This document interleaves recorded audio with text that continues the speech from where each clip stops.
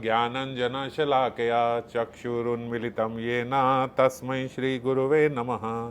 श्रीगौराङ्गा नित्यानन्द श्री अद्वैतचन्द्र गदाधर श्रीवासादि गौरभक्तवृन्दा वाञ्छाकल्पतरुभ्यश्च कृपा सिन्धुभयेव च पतितानां पावनेभ्यो वैष्णवेभ्यो नमो नमः।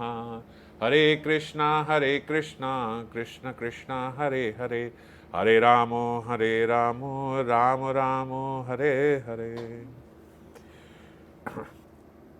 तो 122वें नंबर श्लोक पे कल हमने चर्चा करी थी कि श्रीपाद ने अपने हृदय पटल पर रासलीला महोत्सव का आनंद लिया। उसके पश्चात रासलीला के अवसान के पश्चात निकुंज में श्रीमती और किशोरजू की सेवा भी प्राप्त करी।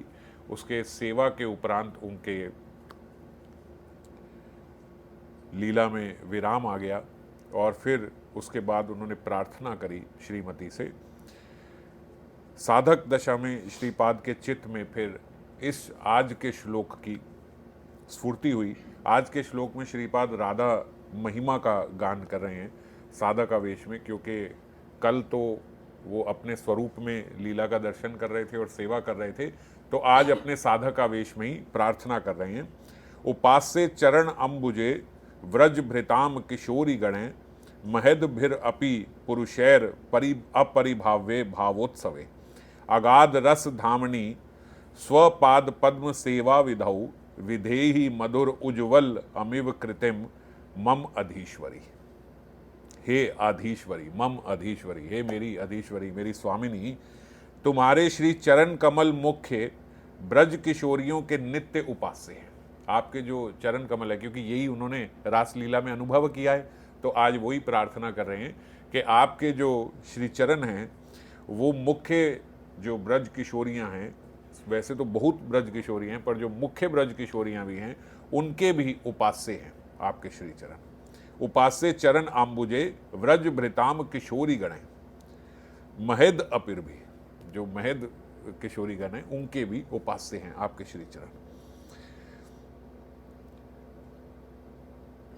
पुरुषे अपरिभाव्य भाव उत्सवे, और तुम्हारा भाव उत्सव नारद आदि महद गणों के लिए भी अपरिभाव्य है, मतलब उनको भी ये भाव अलभ्य है, उनको भी ये भाव प्राप्त नहीं होता। किंको, जो नारद आदि महत गण भी हैं। तो महद भिर अपि पुरुषे अपरिभाव्य भाव उत्सवे अगाध रस धामिनी स्वपाद पद्म सेवा विधौ। हे राधे, मुझे अगाध रस निलय अपने पाद पद्मों की सेवा प्रदान करो। अगाध रस निलय, जिनमें जो स्रोत है रस का, अगाध रस मतलब जिसमें से हर समय रस बह रहा है, अगाध गति से रस निकल रहा है आपके श्री चरणों से, ऐसे जो रस के स्तोत्र आपके श्री चरण हैं उनकी मुझे मधुर उज्ज्वल सेवा प्रदान कीजिए। विदेही मधुर उज्ज्वल अमिव कृति, मधुर उज्ज्वल सेवा, सेवा भी नहीं, मधुर उज्ज्वल भाव से सेवा उसकी मुझे मिले, ऐसी आप मेरे पे कृपा कीजिए, मुझे आज्ञा दीजिए। तो ये श्रीमती की महिमा माधुरी श्रीपाद के जो विरह आतुर चित्त है उस पे सांत्वना का कार्य करती है। अब विरह आतुर हो रहे हैं, ज्वाला है, अंदर भीतर आग लग रही है हृदय में, तो उसको सांत्वना कैसे मिलती है? जब वो श्री जी के गुणों का गान करते हैं, जब वो यहाँ पे किशोरी जी की महिमा का गान कर रहे हैं, तो उनके विरह का इससे उपचार होता है। जब हम किसी को बहुत मिस कर रहे होते हैं तो ऐसा होता है ना, फिर हम उसकी बातें करना प्रारंभ कर देते हैं। और फिर जैसे जनरली हम देखते हैं माताओं को कि जैसे अपने बच्चे की कोई बात बता रही है तो एकदम उसकी फिर उसी के वे में उसका नाटक करने लगती है, उसी की जैसी बातें करने लगती है। वो ऐसे बोलता है, वो ऐसे करता है, ऐसे मुंह बना लेता है, ये करता है, ऐसे करते हैं ना। तो वो क्या होता है, जैसे मान लीजिए किसी का बच्चा बाहर है, कुछ है, तो वो बोलेगा वो ऐसे करता है, ऐसे करता है। तो उस समय के लिए जब वो ये कर रहा होता है तो उसके विरह का थोड़ा उपचार होता है। जब वो उसकी बातें करता है तो वो क्लोज फील करता है अपने आप को। तो ऐसे ही यहाँ पे श्रीपाद जब बहुत विरह में अवस्था में हैं, अभी अभी उनके हृदय में लीला का विराम हो गया, तो व्यथित अवस्था में, विरह से जो व्यथित हैं उसमें, हालांकि ये विरह की अब फिर वही बात है, शब्द हैं व्यथित, पर व्यथा भी यहाँ पे आनंद ही देती है। पर जो विरह की व्यथा है, जो ज्वाला है, उस ज्वाला का उपचार कैसे होता है? अब ज्वाला का बोलने में जितना फर्क आता है, ज्वाला ज्वाला का उपचार, तो ये ज्वाला कोई बहुत देर तक ज्वाला नहीं रहती, बस विरह हुआ और विरह होते ही तुरंत उसका साधक आवेश में वो प्रार्थना और वो स्मरण होने लगा साधक आवेश में जो उनकी महिमा का और उसका उपचार। तो इसीलिए कहते हैं विरह भी आनंद देती है। अब ये आनंद हो गया, तो ऐसे समझो कि जैसे क्षण भर का विरह भी हुआ, तो बस उस क्षण भर के बाद फिर वही, यहाँ तो कोई लीला स्फुरित हो जाती है, नहीं तो वो प्रार्थना साधक आवेश में वैसे ही करते हैं और बस फिर उसका आनंद उपचार हो जाता है। तो साधक आवेश में भी बाबा बोलते हैं श्रीपाद का जो मन है वो राधा दासित्व का अभिमान उसमें अभी भी जागृत रहता है। अब उनका मन ऐसा हमारे जैसा तो है ही नहीं ना कि इधर लग गया उधर लग गया संसार में लग गया, थोड़ी देर के लिए स्फूर्ति हुई, फिर स्फूर्ति खत्म हुई तो याद आया अच्छा हाँ वो गाड़ी का काम करवाने जाना था ऐसा तो कुछ नहीं सोचेंगे, अच्छा हाँ ये था वो था, वो तो जैसे ही वो हुआ तो फिर इतना विरह हो गया कि फिर तुरंत उसी में चले गए, यहाँ प्रार्थना में, यहाँ आवेश में, सिद्धावेश में। तो उनमें राधा दासित्व का अभिमान सदा सदा ही जागृत रहता है। वे संबोधन करते हैं हे आधीश्वरी। आधीश्वरी का क्या अर्थ है? बाबा बोलते हैं मतलब अपने चरणों में किंकरी रूप में ग्रहण करने के लिए आप परम समर्थ हो। यहाँ आधीश्वरी इसीलिए बोला है कि आप ईश्वरी हो, आप चाहो तो अपने चरणों की सेवा देने में परम समर्थ हो, आप तुरंत दे सकती हो। तुम अपेक्षा करोगी तो इस असहाय दीन दासी की क्या गति होगी। अगर आप भी ध्यान नहीं दोगी किशोरी जी, श्यामजू से तो आदमी कई बारी हताश हो जाता है, जीव एक्सपेक्ट करता है कि ये कानून देखते हैं कितनी बारी, ये यथा माम प्रपद्यन्ते तम सतैव भजामि, हम खुले में कह दिया इन्होंने भगवत गीता में। तो राधा रानी की जो दासियां हैं वो बोलती है लज्जा ना आई ऐसे बोलते हुए, ये यथा माम प्रपद्यन्ते तम सतैव भजामि हम। अरे जीव जो है वो आप ही की दी हुई माया में उलझ रहा है, आप ही ने उसको उलझा दिया यहाँ पे, आप ही ने भटका दिया उसको यहाँ पे। आप अपनी माया को खींच लो और फिर बताओ कौन सा जीव यहाँ पे रहेगा, सब आपके पास आना चाहेंगे। तो अपनी माया से उसको घुमा दिया और फिर कह दिया ये यथा माम प्रपद्यन्ते तम सतैव भजामि, मतलब मैं ही आपको घुमा रहा हूँ और मैं ही कह रहा हूँ अगर तुम मेरे पास आ जाओ मैं तुम्हारे पास आ जाऊँगा। तो प्रेम भाव से किशोरी जी की जो मंजरियाँ हैं, उपासक हैं, वो ये बात बोलते हैं कि भाई श्यामजू थोड़े कानूनबाज हैं, मगर किशोरी जी जो हैं वो पात्रता नहीं देखती, इसीलिए संबोधन करते हैं कि हे अधीश्वरी तुम उपेक्षा करोगी तो इस असहाय दीन दासी का क्या, इस दीन दासी की क्या गति होगी। तुम मात्र मेरी ही अधीश्वरी नहीं हो, आप तो ब्रज की महाभाववती प्रमुख ब्रज सुंदरियों की भी अधीश्वरी हो। जैसे श्लोक में वो उनकी स्तुति कर रहे हैं और महिमा गा रहे हैं किशोरी जी की। श्रीमद रूप गोस्वामी पाद ने ब्रज में जो दास सखा और माता पिता की भाव से जो भक्ति करते हैं उनको बोला ये संबंध आत्मिका, और ब्रज सुंदरियों की भक्ति को काम आत्मिका नाम दिया है।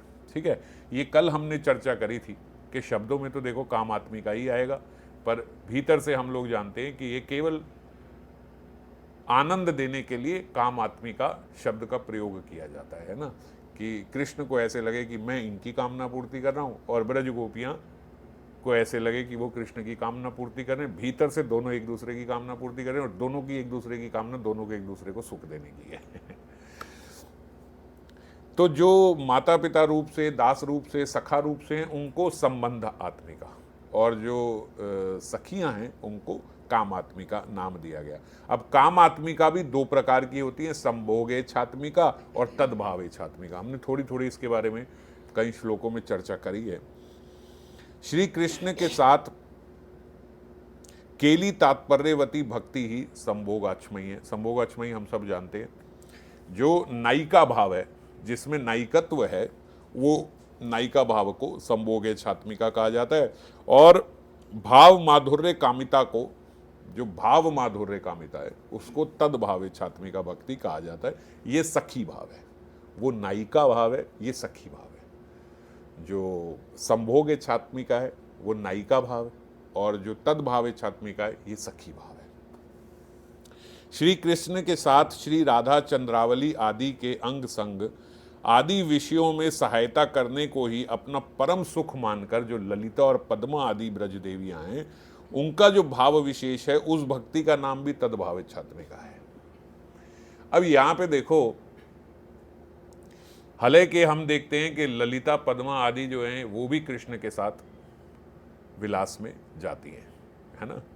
तो इसको फिर भी संभोगे छात्मिका क्यों नहीं बोला, और यहाँ ये क्यों बोला कि ये तद्भावे छात्मिका है? तो बताते श्री कृष्ण के साथ श्री राधा और चंद्रावली, राधा के साथ जो ललिता है, तो श्री राधा के साथ अंग संग आदि विषयों में सहायता करने को ही अपना परम सुख मानती है। कौन? ललिता सखी। और चंद्रावली के साथ अंग संग विषयों में सहायता करने को, चंद्रावली के साथ कृष्ण का संग हो जाए, इसी में अपना परम सुख जानती है पद्मा। तो इसीलिए इधर पद्मा और उधर किशोरी जी, जैसे किशोरी जी के साथ ललिता, ऐसे चंद्रावली के साथ पद्मा। पद्मा और शैव्या दो हैं, वहां ललिता विशाखा ऐसे बोलते हैं। तो पद्मा आदि ब्रज देवियों को भाव, इनका जो भाव विशेष है उसको, उस भक्ति का नाम भी तद्भावेच आत्मिका है। ये क्यों बोला? क्योंकि इनके भीतर नायिकत्व भाव नहीं है, इनके भीतर सखी भाव है। ये किशोरी जी की सखियां हैं, किशोरी जी का ही विलास कराना चाहती हैं कृष्ण के साथ, समझ गए। इनके भीतर ऐसा नहीं है कि मैं नायिका हूं, ऐसा आता ही नहीं भाव। जब किशोरी जी बड़ा आग्रह करती हैं श्याम जी को, किशोरी जी आग्रह करती है ललिता, आज मेरा मन है कि आप ललिता के संगी विलास करो, ऐसा कह के ललिता को भी अलग अलग प्रलोभन देती हैं कृष्ण की तरफ से, कृष्ण को प्रलोभन देती हैं ललिता की तरफ से, और उनका संग करा देती हैं किशोरी जी। तो जब किशोरी जी ऐसा करती हैं तो इनका संग होता है, लेकिन तब भी ऐसा तो नहीं कहेंगे ना कि वो नायिकत्व भाव उनके भीतर है, तो सखी भाव। इनमें और मंजरियों में ये भेद है कि मंजरियां इतना करने के बाद भी नहीं जाती, वो बोलती है मैं प्राण दे दूंगी किशोरी जी आपके चरणों में, लेकिन मैं आपके अलावा कहीं नहीं जाऊंगी, है ना, हम जा ही नहीं सकती, ये भेद है। पर है तद्भावे छात्मिका ही, क्योंकि उनके भीतर नायिका भाव नहीं है। नायिका बन गई, बना दी। अब एक दिन किशोरी जी ने एक दिन के लिए उनको बना दिया, तो ये तो नहीं कहेंगे ना इसके अंदर नायिका भाव ही है तो नहीं नायिका भाव। वो उस दिन आप ही की सखी होने के कारण नायिका बन गई, क्योंकि सखी का आग्रह है, तो सखी भाव ऊपर रहा, इसीलिए तद्भावे छात्मिका, समझ गए। और नायिका भावापन हो अथवा सखी भावापन, सभी ब्रज किशोरियां प्रत्यक्ष अथवा परोक्ष रूप में राधा रानी की आराधना के फलस्वरूप ही अपने अभिष्ट गोविंद सेवा प्राप्त कर धन्य होती है। अब देखो यहां कहा कि चाहे वो नायिका हो और चाहे वो सखी हो, ब्रज किशोरी हो, चाहे कोई भी हो, नायिका भावापन हो, नायिका भाव उसके भीतर हो, या फिर उसके भीतर सखी हो, सखी भाव हो, दोनों ही। सखी भाव और नायिका भाव में भेद समझ गए ना। सखी भाव किशोरी जी या चंद्रावली को ही कराना चाहती है, नायिका भाव खुद संग करना चाहती है। तो चाहे दोनों में से कोई भी भाव हो, चाहे ये हो चाहे वो हो, सभी ब्रज किशोरियां या तो प्रत्यक्ष रूप में या परोक्ष रूप में, प्रत्यक्ष मतलब बिल्कुल सामने सामने से डायरेक्ट सीधा उनकी सेवा कर रही हैं, नहीं तो परोक्ष रूप में इनडायरेक्टली किशोरी जी की सेवा कर रही हैं। राधा रानी की आराधना के फल स्वरूप ही अभिष्ट गोविंद सेवा प्राप्त करके धन्य होती है। अब आप कहेंगे कि राधा रानी की सखियों को तो प्रत्यक्ष ही राधा रानी की उपासना देखने में आती है, ललिता विशाखा आदि सखी सबकी हम देखते हैं, ये तो प्रत्यक्ष रूप से राधा रानी की सखियां हैं और इनकी उपासना करती हैं। पर चंद्रावली, पद्मा, शैव्या आदि विपक्षी गोपियां भी उनकी सेवा करती हैं, ऐसा कैसे? तो इनका बोला कि ये परोक्ष रूप से श्री राधा की उपासना करती हैं, प्रत्यक्ष नहीं, परोक्ष। परोक्ष रूप से कैसे करती हैं? बोले अगर ये नहीं होती तो राधा रानी के भीतर ये मान भाव कैसे आता, ये खंडिता भाव कैसे आता? अगर मान लो कोई है ही नहीं, देखो नायिका के 4 प्रकार होते हैं नायिकत्व के, है ना। तो ये 4 पक्ष जो होते हैं, पहला होता है स्वपक्ष, फिर होता है सुहृत पक्ष, फिर तटस्थ पक्ष और चौथा विपक्ष, है ना। स्वपक्ष मतलब खुद ही अपने पक्ष में ही जो है। सुहृत पक्ष मतलब जो हेल्पिंग है। विपक्ष मतलब जो ऑपोजिट है, जैसे राधा रानी के विपक्ष में चंद्रावली, राधा रानी स्वपक्ष, चंद्रावली विपक्ष, ललिता सुहृत पक्ष और पद्मा तटस्थ पक्ष। तटस्थ पक्ष क्या है मैं बताता हूं। जो विपक्ष की सुहृत है वो स्वपक्ष की तटस्थ है। ललिता जो है वो चंद्रावली के लिए तटस्थ है, किशोरी जी के लिए पद्मा जो है वो तटस्थ है। समझ गए? दो पार्टियां हैं, स्वपक्ष, सुहृद पक्ष, विपक्ष। अभी हम क्योंकि किशोरी जी की तरफ है तो किशोरी जी की तरफ है तो किशोरी जी स्वपक्ष और चंद्रावली विपक्ष। चंद्रावली की तरफ जो होंगे उनके लिए किशोरी जी विपक्ष, चंद्रावली स्वपक्ष। चंद्रावली के साथ वाली सुहृत और उनकी सुहृत जो है वो इसकी तटस्थ। तो चंद्रावली की सुहृत, किशोरी जी की तटस्थ। तटस्थ क्या होती है कि इनको कोई फर्क नहीं पड़ता। चंद्रावली के साथ मिलन कराने की कोशिश कर रहे हैं, नहीं हुआ, राधा रानी के साथ हुआ तो भी ठीक है, गुस्सा नहीं आता, जेलसी नहीं है। जैसे विपक्ष में राधा रानी के भीतर मान आ गया, चंद्रावली के साथ चले गए, है ना। तो ऐसे नहीं हम देखते कि भैया जो इंदु लेखा, चंपक लता, इनके भीतर भी मान आ गया, आप क्यों चले गए चंद्रावली के पास। वो फिर भी मनाने की कोशिश ही करते हैं, टाई अप कराने की कोशिश। ललिता सखी टाई अप कराएंगी थोड़ा, अच्छा किशोरी जी आप थोड़ा मान करो जरा, इनको आज बताते हैं, ये करते हैं, किस लिए कि इनको मना दे, इनका मिलन करा दे, है ना। समझ गए? तो ऐसे ही पद्मा ने बड़ी कोशिश करी चंद्रावली के साथ आज विहार कराने की, नहीं हो पाया तो ठीक है, वो खुश, जेलस भी नहीं है, कुछ भी नहीं है, मतलब वो उसके प्रति उदासीन है। जो तटस्थ है वो उदासीन है। उदासीन मतलब इनडिफरेंट है, कोई बात नहीं, कोशिश करी, नहीं हुआ तो उधर ज्यादा ध्यान नहीं दिया, कल कराएंगे। तो चार पक्ष हैं, लेकिन रूप गोस्वामी बोलते द्वौ स्वपक्ष विपक्षौ चा भाव अभेव रस प्रदौ। लेकिन दो ही भाव जो हैं वो रस देते हैं, एक स्वपक्ष और एक विपक्ष, ये दो मेन है। और यही सबसे ज्यादा भेद अवेव रस प्रदौ, यही रस प्रदौ है, यही सबसे ज्यादा रस देने वाले हैं दो। सुहृत और तटस्थता इतने नहीं है, स्वपक्ष और विपक्ष मजा इन्हीं दोनों में है। इन्हीं दोनों, ये मेन करेक्टर्स है, तो इन्हीं दोनों में जो है ज्यादा रस मिलता है, ज्यादा रस प्राप्त होता है।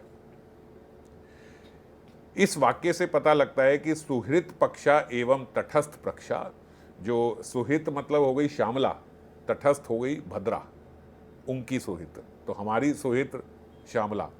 वैसे मैंने ललिता को आपको समझाने के लिए ललिता इत्यादि का नाम लिया, लेकिन ललिता स्वपक्षा में ही आ जाती है। किशोरी जी के एकदम साथ वाली जो है वो स्वपक्षा हो गई, और थोड़ी आगे सुहृत पक्षा, जैसे श्यामला सखी आदि, ये सुहृत है, और भद्रा आदि जो हैं ये तटस्थ है।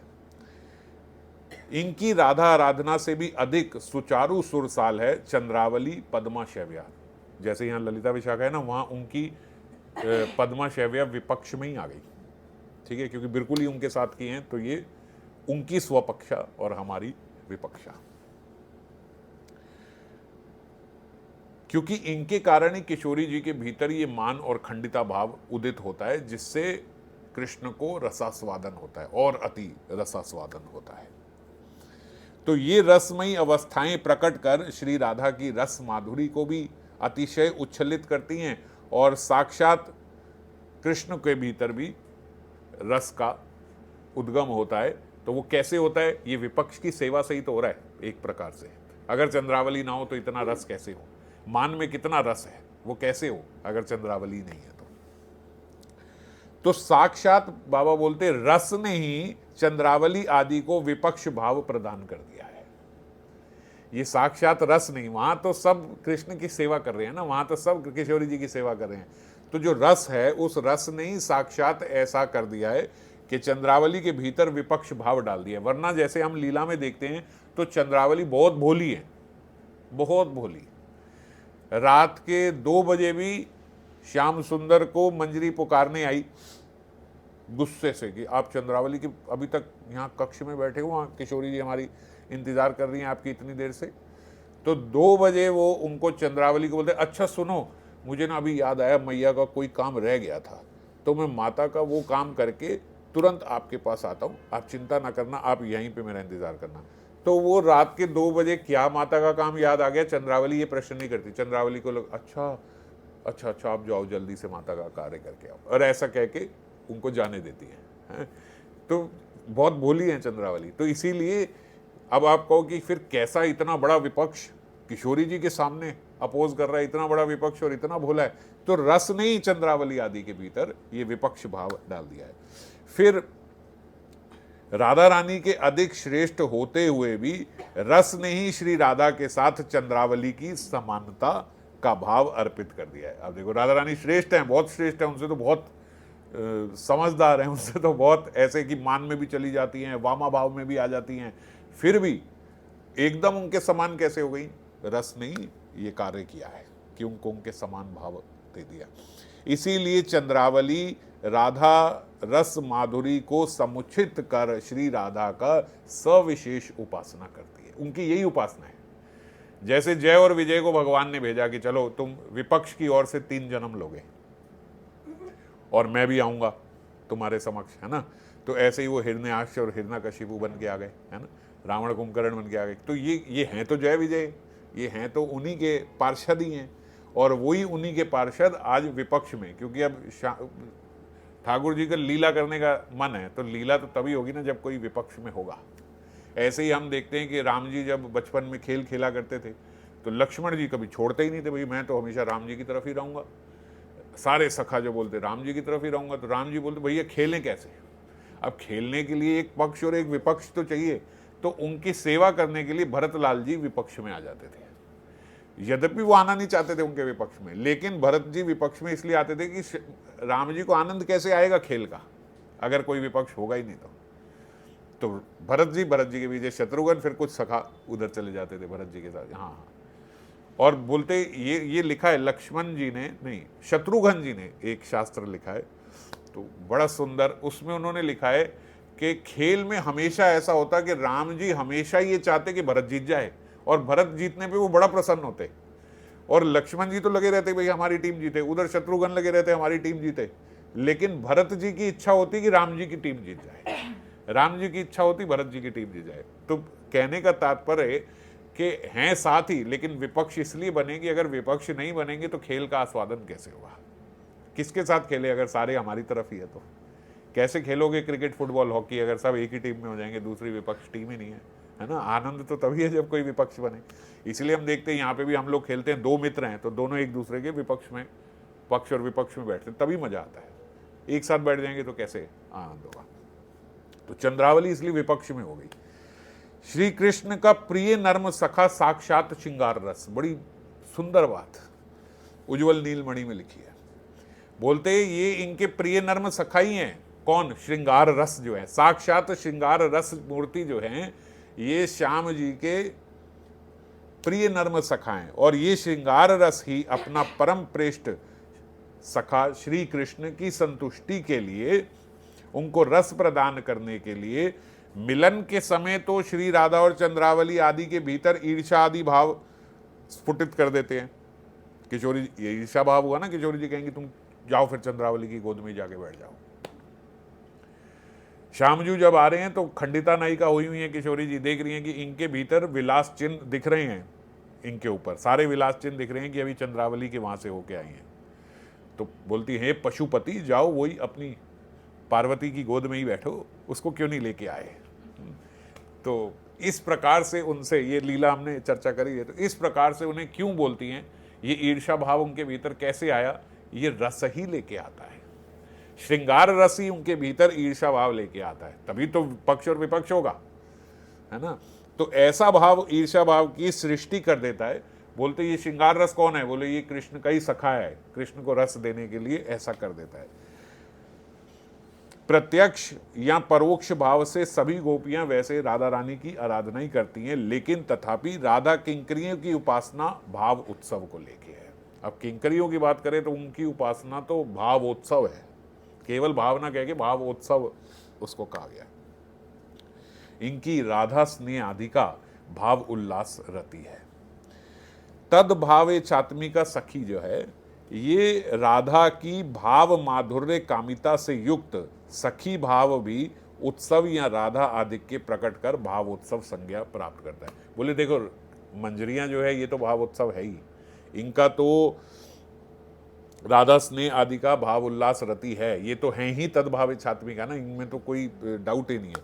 पर जो और सखी हैं, कभी कभी जिन्हें किशोरी जी नायिका बना देती हैं, पर नायिकत्व उनके भीतर नहीं है, वो तदभावे छात्मिका सखी जो हैं, ये भी श्री राधा रानी की भाव माधुर्य कामिता से युक्त है। मतलब किशोरी जी की भाव कामिता से युक्त है, किशोरी जी को ही आस्वादन देना चाहती हैं, इसीलिए इनके भीतर भी भाव का आधिक्य है। भाव के आधिक्य को क्या कहते हैं? भावोत्सव।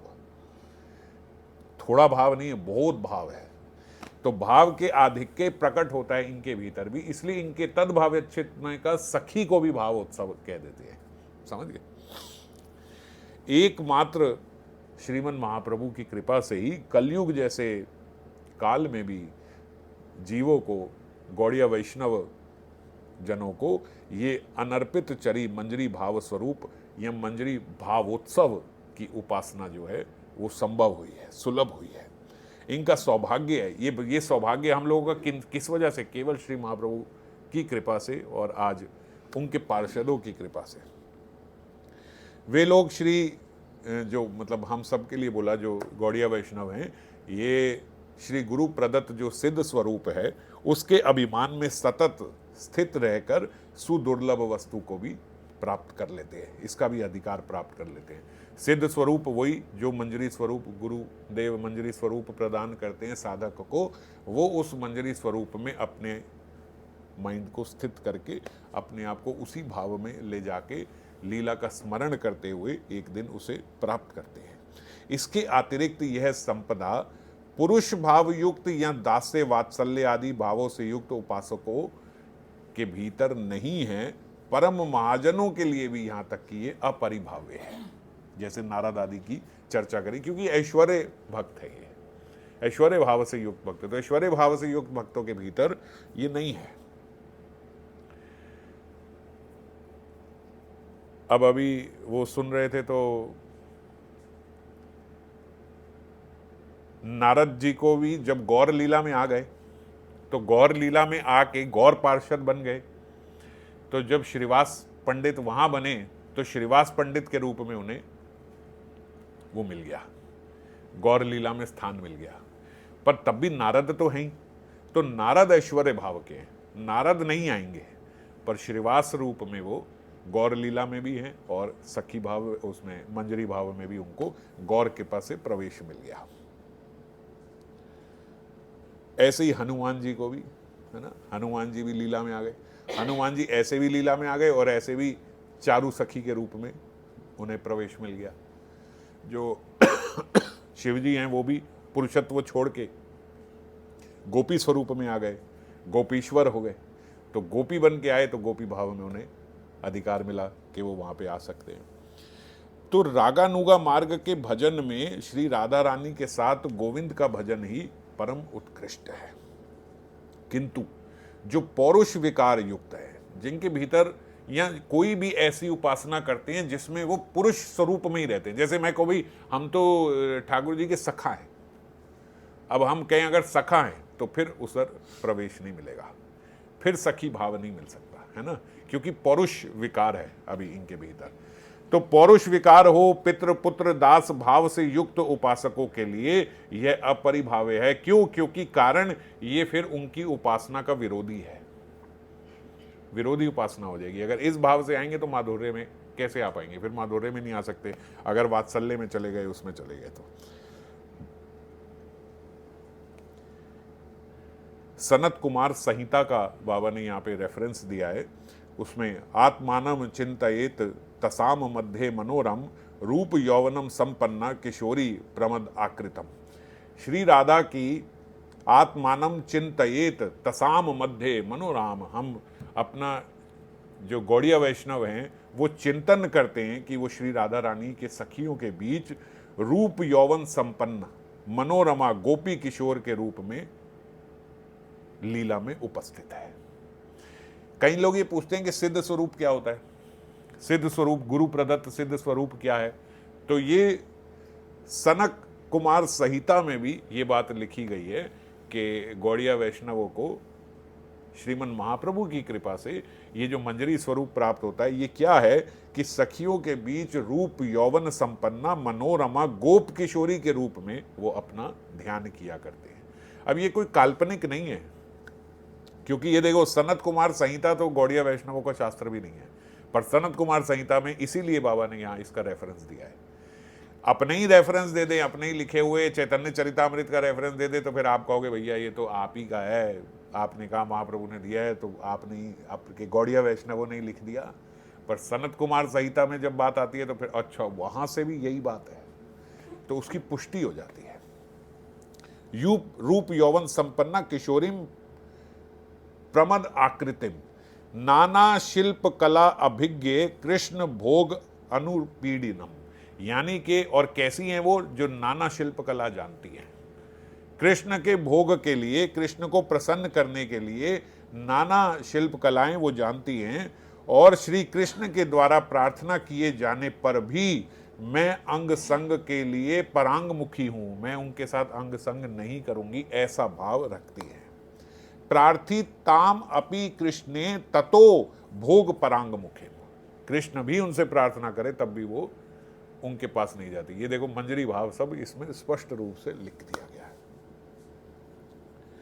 नित्य राधा की सेवा परायणा राधा की मैं अनुचरी हूं, श्री कृष्ण की अपेक्षा श्री राधा के प्रति अधिक प्रीति रखती हूं, ऐसे भाव से वो साधना किया करते हैं। ये सनत कुमार संहिता में दिया है। साधक इस प्रकार का आत्मचिंतन करते हुए ब्रह्म मुहूर्त से महानिशा तक श्री युगल के कालोचित सेवा का ध्यान करेंगे। जो हमारी अष्टकालीन लीला है वो लिखा है कि ऐसे आप अष्टकाल लीला जो है आप 8 पहर जो है दिन में साधक यही ध्यान करते हैं। ब्रह्म मुहूर्त मराभ्य यावत शांता महानिशा, ब्रह्म मुहूर्त से लेकर निशा तक वो यही ध्यान किया करते हैं।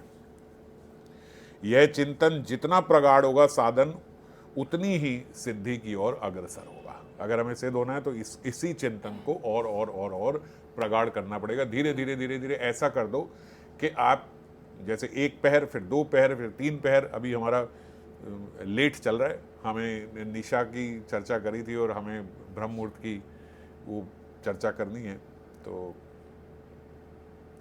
देखते हैं 1 आध दिन में ही जल्दी से अब उसकी चर्चा करते हैं कि सुबह उठ के हमारा चिंतन कैसा रहना चाहिए। तो ये 2 सबसे आवश्यक मुझे लगते हैं, सबसे निशा और फिर उसके बाद निशांत। निशा का अंत निशांत। तो पहले निशा कि भैया सोने से पहले ये चिंतन हो, और सोने के बाद उठते ही हमारा क्या चिंतन हो। ये 2 बड़े जरूरी काल हैं। इन 2 कालों में तो कम से कम हमारी ये रहनी चाहिए, ताकि पूरा दिन हमारा जो है, एक टॉप का ले लो और एक एंड का ले लो, तो पूरा दिन जो है बीच में आपके भीतर चिंतन बना रहे। हालांकि करेंगे पूरा दिन भी, लेकिन पहले निशा और निशांत। तो ये चिंतन जब करते हैं तो जितना ज़्यादा करते जाएंगे, धीरे धीरे धीरे धीरे उसको साधक बढ़ाता जाता है, तो फिर उसके भीतर से ये देह आवेश जो है स्वतः जाता रहेगा। अभी हम सोचें कि हम अपने भीतर से देह आवेश खत्म कर दें, तो ऐसा होता नहीं, क्योंकि जब एक जगह से ख़त्म करोगे तो दूसरी जगह जाएगा, और दूसरी जगह कहाँ जाएगा वो आपको पता नहीं है, तो फिर पहला ख़त्म कैसे होगा। मैंने आपको 2 गिलास दिए, मैंने कहा भैया इस गिलास को खाली कर दो। अब खाली करने के लिए दूसरे गिलास में तो भरना पड़ेगा ना, तभी ये खाली होगा। अब हम देह से आवेश को खाली करें तो इस आवेश को कहाँ डालें? हम कहें आप आत्मा हो, ये तो बात नहीं बनती। इस आवेश को कहीं तो डालना होगा, तो यहाँ से हटा के स्वरूप में डालना होगा, तभी ये देह आवेश खाली होगा। और जब तक स्वरूप में नहीं डाल रहे तो देह आवेश भरा ही रहेगा। कहाँ खाली करोगे इसे, कहाँ लेके जाओगे उस आवेश को? तो इसीलिए बिना चिंतन करे संभव नहीं है कि देह आवेश खत्म हो जाए। सिद्ध देह प्राप्त कर वे लीला राज्य में साक्षात युगल सेवा प्राप्त कर धन्य होते हैं। प्रेम भक्ति चंद्रिका से, आज शायद नरोत्तम दास ठाकुर जी का तिरुभाव दिवस भी है, हाँ जी, तो प्रेम भक्ति चंद्रिका से बाबा ने ये लिखा है, श्री रूप मंजरी आर रति मंजरी सार लवंग मंजरी मंजुलाली, श्री रस मंजरी संगे कस्तूरी का आदि रंगे प्रेम सेवा करे कुतूहाली। ये सारे अष्टमंजरियाँ जो हैं उनके पहले प्रमुख नाम दिए, सबका श्री रूप मंजरी का सर्वप्रथम नाम दिया, क्योंकि रूप मंजरी सर्वप्रथम है, सारी मंजरियों में सर्वश्रेष्ठ है, मुकुटमणि है मंजरियों की। रूप मंजरी सार रति मंजरी सार, लवंग मंजरी मंजुलाली, श्री रस मंजरी संगे कस्तूरी का आदि संगे प्रेम सेवा करे कुतूहाली। इससे समझ में आती है कि सेवा जो है वहाँ पे वो संग में होती है, आज्ञा मांग के होती है, अनुगत्य में होती है, समझ गए।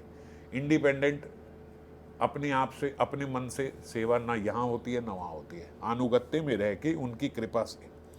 ए बार अनुगई अनुगा हैया, मतलब आपके अनुगत में रह के, ए सबार अनुगा हैया, इन सब के अनुगत में रहते हुए प्रेम सेवा निभो चाहिया, इंगिते बूझीबे सब काजे। ए सबार अनुगा हैया, किसी एक के नहीं, इन सब के अनुगत्य में रहते हुए प्रेम सेवा निभो चाहिए, मैं इनसे प्रेम सेवा मांग लूंगी। इंगिते बुझीबे सब काजे, और इनके इशारे से ही, बाबा ने सेवा नहीं बोला, प्रेम सेवा बोला है, केवल सेवा नहीं, मैं इनसे सेवा मांग लूंगी, प्रेम सेवा। जो भी सेवा है उसमें हृदय से यदि प्रेम ना हो तो उसके दिए फल जल नैवेद्य आदि उपचार भगवान के सुख के हेतु नहीं होते। आप केवल भगवान की सेवा करोगे, भगवान को सुख कर नहीं है, प्रेम सेवा ही होगी। जैसे मैंने कल या परसों कब बता रहा था कि खाली लिफाफे हैं, समझ गए, ये तो लिफाफे हैं, हम आपने भोग लगा दिया, आपने फूल अर्पण कर दिए, आपने तुलसी अर्पण कर दी, ये लिफाफा है। अब लिफाफे के भीतर कितना प्रेम भरा है, किस प्रेम से तुलसी अर्पण करी गई, किस प्रेम से पुष्प अर्पण करे गए, किस प्रेम से भोग बनाया गया और किस प्रेम से खिलाया गया है, ये लिफाफे के अंदर की बात है। तो इसीलिए केवल सेवा नहीं, प्रेम सेवा, प्रेम सेवा होगी तभी उनके सुख का हेतु होगा।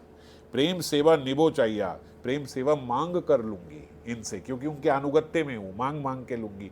ऐसा हमारे भीतर एक एक्साइटमेंट होती है, ये वाली सेवा मुझे दे दो, ये वाली सेवा मुझे दे दो। यहां पे तो किसी को एक सेवा दे दो तो चार आदमी इधर उधर देखने लगते हैं कि जैसे हमने तो सुना ही नहीं, जिससे सुना है वो कर दे। ऐसे नहीं होता, सेवा से गठित है देह जो है, सेवा में ही आनंद है। राधा और राधा रानी की कृपा से क्या है, इंगिते बुझीबो सब काज, ये बहुत इंपॉर्टेंट बात है। इंगिते बुझीबो सब काज, सारे काज जो हैं, सारे कार्य जो हैं आपके केवल इशारे से करूंगी। राधा रानी की करुणा से उनकी दृष्टि, उनके वाक्य, उनके हाथ पैर अंग भंगिमा सब देख के, सबके केवल भंगिमाओं से ही उसको समझने में मंजरी समर्थ होती है। उंगली के इशारे को भी, आंख के इशारे को भी और अंग भंगिमा को भी, उन्हें पता है कि ये कैसे घूमी है, तो इस समय जो ये घूमी है ये प्रेम में घूमी है, मान में घूमी है। घूम गई, आपको उनका चेहरा नहीं नजर आ रहा, तब भी घूमने के स्टाइल से पीछे से आप बता दोगे कि मान में है या ये प्रेम में है। समझ गए? ऐसे इंगिते बुझीबो सब काज, कुंज में अगर मान लीजिए निविड़ विलास चल रहा है कुंज के भीतर, सखी मंजरियां जो हैं उस समय कुंज रंध्रों से देख रही हैं। अब कुंज रंध्रों में आंखें अपनी लगा के वहां पे देख रही हैं, युगल माधुरी का आस्वादन कर रही हैं।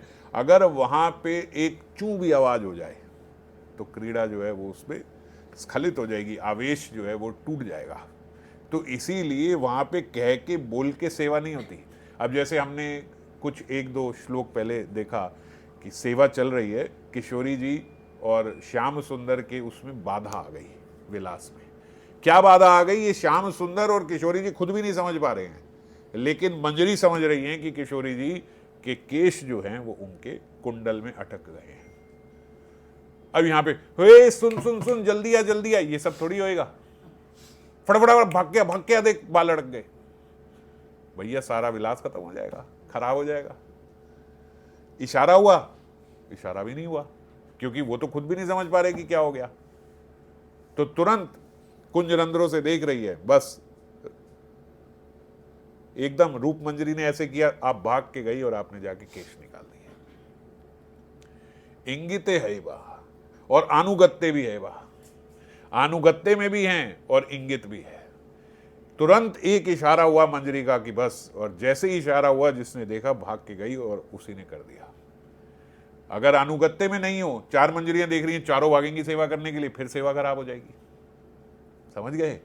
इसीलिए अनुगत्य में रह के जब जैसे जिसको इंगित हुआ तुरंत उसी ने जाके वो सेवा कार्य कर दिया। कुंज सेवा के अतिरिक्त भी जो श्रीमती को अपना जो उनका घर है, उनके घर में भी बहुत सारी सेवाएं होती हैं। अब किंकरी वहाँ पे है, किशोरी जी सुबह सुबह गई हैं। अब ये निशांत लीला के लगभग अंत में ही, बिल्कुल निशांत लीला जहाँ ख़त्म होती है वहाँ पे किशोरी जी जो हैं उनको वो लेके गई, और क्योंकि फटाफट से सुबह जटिला आके उठाएगी, तो जटिला आके उठाएगी उससे पहले किशोरी जी को अपने गृह में, अपने कमरे में जाके सोना है, तो वहाँ पे जाके किशोरी जी को सुला दिया। अब जटिला आई उठाने के लिए, लेकिन विशाखा सखी ने तुरंत देख लिया कि श्रीमती के अंग पर तो विलास चिन्ह है। अब जैसे ही जटिला ये देख लेगी, उसके नज़र पड़ गई तो मामला खराब हो जाएगा। तो विशाखा सखी ने देखा कि विलास चिन्ह है। अब विलास चिन्ह देखते ही उन्होंने मंजरी को बस इंगित किया, एक आंख के इशारे से, बस एक आंख उठा के देखा, उसने देखा कि अच्छा विलास चिन्ह है, तो जल्दी से फटाफट से वो एकदम रजक द्रव्य बोलते हैं आप यहाँ, फाउंडेशन वगैरह जो भी बोलते होगे, रजक द्रव्य लाए, तुरंत वो उस पर ऐसा लगा दिया, किशोरी जी का पता ही नहीं लगा, वो सब खत्म हो गया। कैसे? किशोरी जी के मान लो यहाँ पे विलास चिन्ह है, विशाखा सखी ने उठाया, जटिला एकदम सर पे खड़ी है, और तुरंत मंजरी वहां से आई और किशोरी जी उठो, उठाया और साफ विलास चिन्ह है ही नहीं। तो ऐसे इंगित से, इशारों से एकदम सब समझना है कि उस समय ये डल मंजरियां नहीं चलती वहां पे हैं, क्या क्या बोला, ये पहुंच नहीं पाओगे वहां तक, यही फेल हो जाओगे। इंगिते बुझी वो सब काज, रूप गुणे डगमगी, सदा हवो अनुरागी, बसती करीबो सखी माझ। मैं श्री राधा माधव युगल के रूप और गुणों में डूब कर सदा अनुरागी होंगी, हमेशा उसमें डूबी रहूंगी। रूप गुणे डगमगी, जैसे अभी श्रीपाद जो है डूबे हुए हैं उनके रूप और गुण में, अर्थात प्रतिक्षण नव नवायमान युगल की रूप गुण आदि की माधुरी और सेवा माधुरी आस्वादन करके मैं विभोर होती रहूंगी। ऐसी प्रार्थना नरोत्तम दास ठाकुर कर रहे हैं, उनके रेफरेंस यहाँ बाबा ने दिया है प्रेम भक्ति चंद्रिका का। श्रीपाद यहाँ पे प्रार्थना कर रहे हैं, हे राधे, अपने अगाध रस निलय पाद पद्मों में मधुर उज्ज्वला सेवा प्रदान कर मुझे धन्य करो, जो उन्होंने श्लोक में प्रार्थना करी। बाबा बोलते हैं इसमें प्रश्न हो सकता है कि गोविंद चरण जो हैं उनको अगाध रस सागर बोला गया है हर शास्त्र में, और श्रुति भी यही कहती है, विष्णु पदे परम मध्व उत्सवा, विष्णु पदे परम मध्व उत्सवा। तो फिर श्री राधा के चरण अगाध रस निलय कैसे होंगे? यहाँ पे उनके चरणों को क्यों ऐसा बोला गया? कृष्ण के चरण बाबा बोलते भले ही रस निलय हैं, रस का स्तोत्र है, रस से भरे हैं, उस रस के आस्वादन के लिए लेकिन प्रेम चाहिए। ये यथा माम प्रपद्यन्ते तम तथैव भजाम्यहम्, हम आपके भीतर प्रेम होना चाहिए, वो प्रेम की अपेक्षा रखते हैं उनके चरण का जो रस है। प्रेमहीन असुर जो हैं उनको कहाँ प्राप्त हुआ? उनके सामने, उनके समक्ष कृष्ण आ गए सब असुरों के सामने, तो उनके चरणों का रस क्या उन्हें प्राप्त हुआ?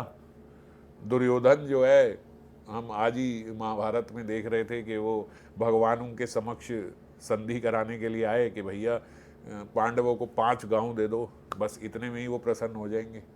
तो दुर्योधन उसमें भी नहीं माना, बोले मैं तो सुई के नोक जितनी भूमि भी नहीं दूंगा, आप 5 गांव की बात कर लियो। उनको उनके गुरु ने चेताया कि भैया तू कृष्ण से लड़ाई कर रहा है, तू कृष्ण से बैर कर रहा है दुर्योधन, अभी भी समझ जा, ये तू गलती कर रहा है, गुरु द्रोण ने बोला। वो गुरु द्रोण ने जैसे ये बोला तो गुरु द्रोण को कह रहे हैं आप इस निहत्ते व्यक्ति से इतना डर रहे हो गुरु द्रोण, इसको तो मैं अभी बंदी बना लेता हूँ, ये यहाँ से अब जा ही नहीं सकता।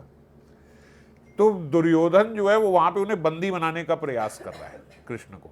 अब साक्षात कृष्ण जिसके सामने खड़े हो गए, अगाध रस स्तोत्र उनके सामने आ गए, उसको रस प्राप्ति नहीं हो रहा है, कुछ मिल ही नहीं रहा है, और बंदी बनाने में लगा हुआ है उनको।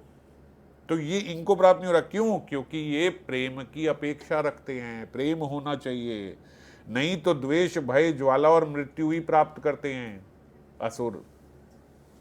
पंचम पुरुषार्थ से ही प्रेम महाधन, कृष्णेर माधुर्य रस कराए आस्वादन, कृष्ण माधुर्य रस कराए आस्वादन। प्रेम हईते कृष्ण है निज भक्त वश, अगर आपके भीतर प्रेम है तो कृष्ण आपके वश में हो जाएंगे। प्रेमा हईते पाई कृष्ण सेवा सुख रस, प्रेम है तो कृष्ण आपको सुख रस देंगे, कृष्ण का सेवा सुख रस भी आपको प्राप्त हो जाएगा, सब हो जाएगा, पर प्रेम है तो, नहीं है तो नहीं। प्रेम है तो वो आपके वश में है, प्रेम है तो वो आपको सेवा प्रदान करेंगे, प्रेम है तो रस आस्वादन होगा। अब बात बोले भैया प्रेम कहाँ से आएगा, तो बोले इसीलिए यहाँ पे कहा है किशोरी जी के जो चरण हैं वो अगाध रस निलय हैं, क्योंकि वो प्रेम की अपेक्षा नहीं रखते। जिस प्रेम से रस स्वरूप कृष्ण की रस रूपता का आस्वादन होता है, वही श्री राधा रानी उसी प्रेम रस की घनीभूत मूर्ति है। वो साक्षात प्रेम हैं। उनसे प्रेम क्या मिलेगा, वो प्रेम ही हैं, वो प्रेम की ही मूर्ति हैं, प्रेम लक्ष्मी हैं। इसीलिए उनके चरण अखंड प्रेम रस आगार है। फिर कृष्ण की माधुरी का आस्वादन कराती है, इसीलिए भक्ति मधुरा नहीं है, वो साक्षात मधुमयी है, भरी हुई है। एक बोलते भैया गिलास के अंदर शरबत बनाए, एक बोलते गिलास ही चीनी का बना हुआ है। दिवाली में जो आते हैं ना चीनी के गिलास, चीनी के बर्तन, ये सब होते हैं ना, तो चीनी का ही गिलास बना हुआ है। वो है ही मधु की मूर्ति, मीठी नहीं है, स्वयं मिठास है, शहद है। श्रीपद कहते हैं, हे आधीश्वरी, अपने अगाध रस निलय चरणों में मधुर उज्ज्वला सेवा प्रदान कर मुझे धन्य करो। केवल सेवा नहीं, मधुर उज्ज्वला सेवा, केवल सेवा नहीं, मधुर उज्ज्वल सेवा, प्रेममयी सेवा, प्रेम सेवा, ये दो। वृंदावन के निकुंज में तुम लोगों की क्रीड़ा माधुरी का आस्वादन और उसके साथ साथ सेवा, दोनों चीजें। आपके क्रीड़ा माधुरी का आस्वादन भी है और उस क्रीड़ा माधुरी के साथ, आस्वादन के साथ उसकी सेवा भी है, आप दोनों की। उसी सेवा के लिए मेरे प्राण रो रहे हैं, प्राणों को आकांक्षित सेवा देकर धन्य करो। आज के श्लोक में यही प्रार्थना कर रहे हैं कि आप मुझे सेवा देकर धन्य करें। तो आज इसी के साथ, इसी प्रार्थना के साथ ये श्लोक पूर्ण हुआ। कल फिर अगले श्लोक की चर्चा करेंगे। जय श्री राधे।